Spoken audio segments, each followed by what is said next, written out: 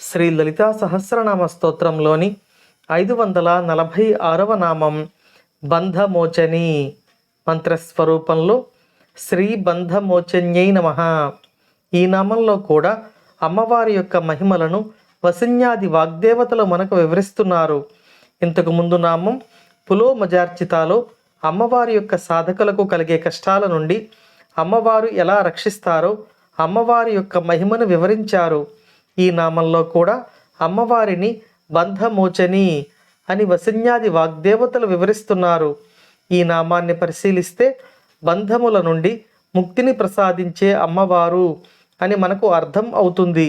ఈ నామం గురించి వివరంగా ఇప్పుడు చెప్పుకుందాం. సాధకులకు తమ యొక్క సాధనలో ఎన్నో అడ్డంకులు ఏర్పడుతూ ఉంటాయి. ఎంతటి విద్వాంసులైనా ఒక్కొక్కసారి మాయ చేత బంధింపబడతారు. ఆ సమయంలో వారిని అజ్ఞానం ఆవరిస్తుంది.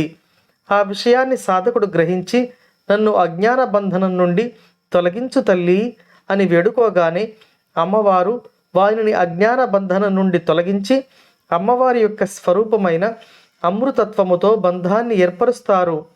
ఆ విధంగా అజ్ఞాన బంధనం నుండి తొలగించి జ్ఞానమనే అమృతముతో బంధాలను కలిగించు తల్లి అని ఈ నామంలో వసిన్యాది వాగ్దేవతలు అమ్మవారి యొక్క మహిమను వర్ణిస్తున్నారు.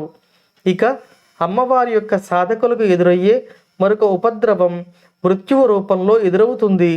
మనం ఆత్మస్వరూపులం కాబట్టి ఆత్మను ఏ శస్త్రాస్త్రాలు ఛేదించలేవు. కాబట్టి మనకు మృత్యువు లేదు. కానీ మన శరీరంతో బంధాన్ని మనం ఏర్పరచుకోవడం వల్ల నేను ఆత్మస్వరూపుడను అనే భావం పోయి ఈ శరీరమే నేను అను మృత్యు భయంతో సాధకుడు బాధపడతాడు.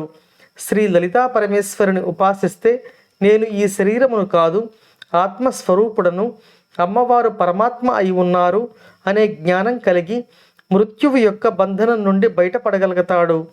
ఆ విధంగా అజ్ఞానము అనే బంధనం నుంచి మాత్రమే కాకుండా మృత్యువు అనే బంధనం నుండి కూడా మనలను విడిపించు తల్లి అని ఈ నామంలో వసిన్యాది వాగ్దేవతలు మనకు తెలియచేస్తున్నారు.